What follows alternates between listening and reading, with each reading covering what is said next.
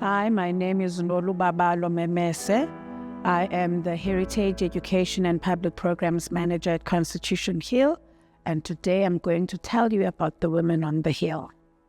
Winnie Madikizela Mandela was part of a group of women who in 1954 paved, I think, the way of how the rights of women even today are expressed in our Constitution. During at least two periods in the history of the women's jail at Constitution Hill, she was a prisoner on our side. Prison conditions at the women's jail were horrible. I think the women's jail was just like the rest of the site. It was designed to break, humiliate, dehumanize.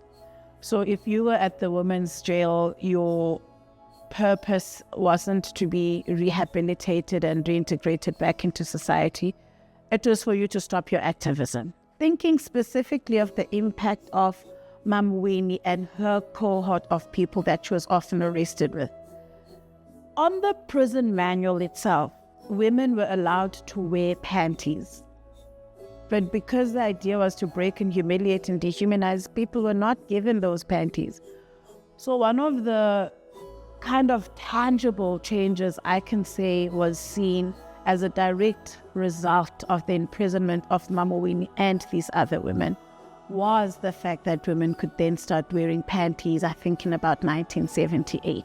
You have different kinds of activists. You have activists who change the lot of everyone else through policy, lobbying, and she was a doer.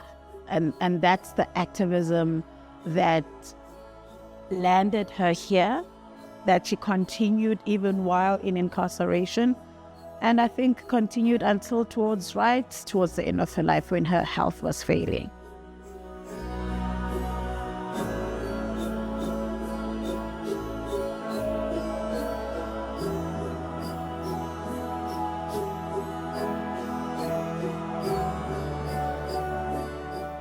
When I think about women in South Africa, I feel hopeful. The worst feeling, I think, is being a man or woman or a child or being in a space where you are gagged, where you can't talk, you can't express, you can't think differently, you can't be different, you can't exist as yourself. I think in South Africa, as women, we're not the same. We're not one blanket umbrella. We are the women of South Africa.